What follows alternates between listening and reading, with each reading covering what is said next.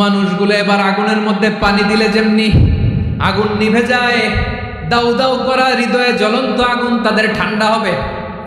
কিয়ামতের ময়দানে ওই বিভীষিকাময় সময়ে মুসিবতের কালে মানুষগুলো পাগল হয়ে বিশ্বনবীকে খুঁজতে আরম্ভ করবে।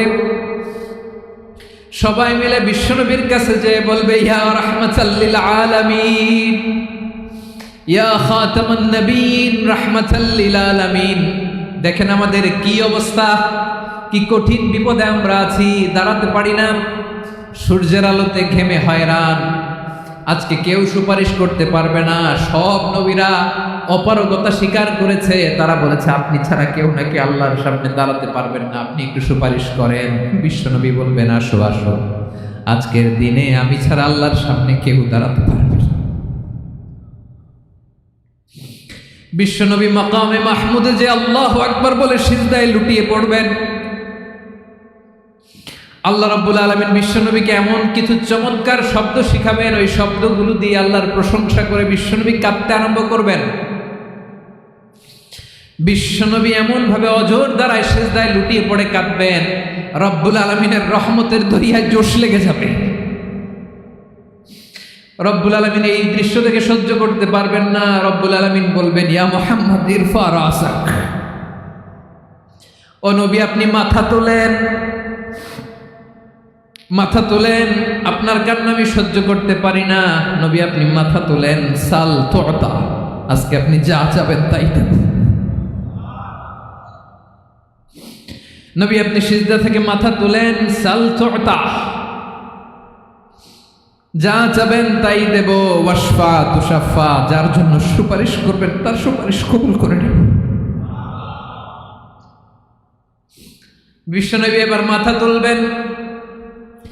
যে বিভীষিকাময় সময়ে প্রত্যেক নবী বলেছেন আমি পারবো না, প্রত্যেক নবী বলেছেন নাফসি নাফসি, আমার কি হবে আমি জানি না, আল্লাহ আমারে বাঁচাও। প্রতিটি নবী বলবে নাফসি নাফসি, আল্লাহ তুমি আমারে বাঁচাও আমারে বাঁচাও। বিশ্বনবী মাথা তুলবেন, তুলে বলবেন রব্বি হাবলি উম্মতি, আল্লাহ তুমি আমার গুনাহগার উম্মতকে বাঁচাও। এই দুনিয়ার বুকে রব্বুল আলামিন সব নবীকে একটা করে দাওয়া মুস্তাজাবা দিয়েছেন, মানে যে দোয়া করলে কবুল হয়ে যায় সাথে সাথেই। দাও বিহা, দুনিয়ার সব নবীরা ওই দোয়াটা দুনিয়ায় করে ফেলেছে। সব নবীকে আল্লাহ একটা করে দোয়া দিয়েছে, নবী দোয়া করলেই কবুল। সব নবীরা ওই দোয়া করে ফেলেছে দুনিয়াতে। বিশ্বনবী বলেন আমি করি নাই। ওয়া ইন্নী আখতাবিউ দাওয়াতি শাফাআতান লি উম্মতি ইয়াউমাল কিয়ামাহ, আমার ওই স্পেশাল দোয়াটা আমি দুনিয়ার বুকে কঠিন বিপদে পড়েও কোনোদিন করি নাই। আমি আমার স্পেশাল দোয়াটা কিয়ামতের দিন আমার গুনাহগার উম্মতকে সুপারিশের জন্য রেখে দিয়েছি। আল্লাহ বলবেন নবী ইরফা রাসাক, মাথা তোলেন, আর কাটবেন না। বিশ্বনবী মাথা তুলবেন, আল্লাহ বলবেন সাল তুতা, আপনি যা যাবেন তাই দেব। ওয়াশফা তুশাফা, সুপারিশ করেন, সুপারিশ কবুল করব। বিশ্বনবী বলবেন আল্লাহ ওই স্পেশাল দোয়াটা দুনিয়াতে করি নাই, আজকে আমি তোমার দরবারে দাঁড়িয়ে কিয়ামতের দিন ওই দোয়াটা করছি। আল্লাহ আমার যে উম্মতের হৃদয়ে যাররা পরিমাণ ঈমান আছে, আমার একটা উম্মতকেও তুমি জাহান্নামে ঢুকাতে পারবা না। বিশ্বনবী পাগলের মতো একবার হাউজে কাউসারে যাবেন, একবার সিরাতে যাবেন, একবার পুলসিরাতের দিকে, একবার হাউজে কাউসারের দিকে পাগলের মতো দৌড়াতে থাকবেন, তার কোনো গুনাহগার উম্মত যাতে জাহান্নামে ঢুকে না যায়। সেদিন কেউ সুপারিশ করতে পারবে না বিশ্বনবী ছাড়া। বিশ্বনবী বলেন আনা সাইয়্যিদুন নাসি ইয়াউমাল কিয়ামাহ, আমি কিয়ামতের দিন সর্বশ্রেষ্ঠ হব, মানুষের মধ্যে সর্বশ্রেষ্ঠ সেরা আমি বিশ্বনবী। আলহামদুলিল্লাহ পড়েন।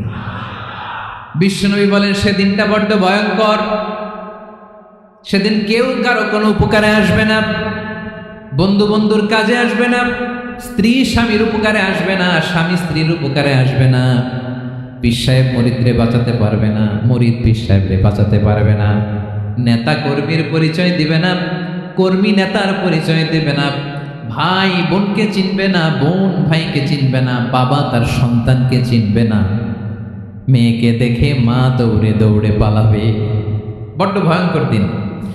বিশ্বনবী বলবেন জমিনটা এখনকার মতো থাকবে না, পুরো জমিনটা সমান হয়ে যাবে, ফ্ল্যাট। এখন তো গোল, তখন ফ্ল্যাট।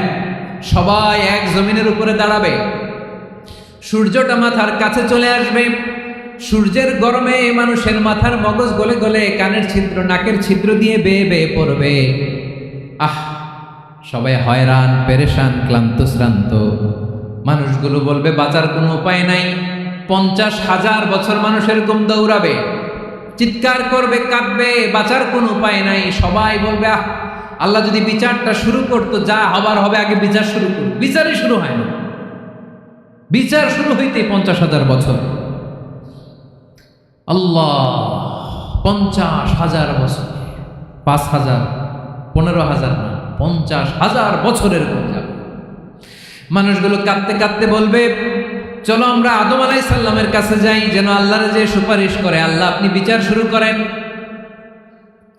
কিয়ামতের ময়দানে সবাই মিলে সাইয়েদনা আদম আলাইহিস সালামের কাছে যেয়ে বলবে ইয়া আবাল বাশার ইয়া আউয়ালাল আম্বিয়া, ও আদম নবী, আপনি দুনিয়ার বুকে প্রথম নবী। আল্লাহ নিজ হাতে আপনারে 60 হাত লম্বা করে বানিয়েছেন, আপনার সম্মানে ফেরেশতাদেরকে সেজদা দিতে বলেছেন। দুনিয়ার প্রথম নবী, প্রথম মানুষ আপনি। আপনি আল্লাহর যে সুপারিশ করেন যেন আল্লাহ বিচার শুরু করে। আদম আলাইহিস সালাম বলবেন আমি পারবো না, কারণ আল্লাহ আমাকে একটা নিষিদ্ধ গাছের কাছে যেতে নিষেধ করেছিল, আমি ভুল করে গাছের ফল খেয়েছি। নাফসি নাফসি, আজকে আমার কি হবে আমি জানি না, আমি বড় লজ্জিত। আমারে যদি আল্লাহ জিজ্ঞেস করে কেন খাইছিলাম, আমার কোনো উত্তর নাই, তোমারে বাঁচাবো কেমনে আমি?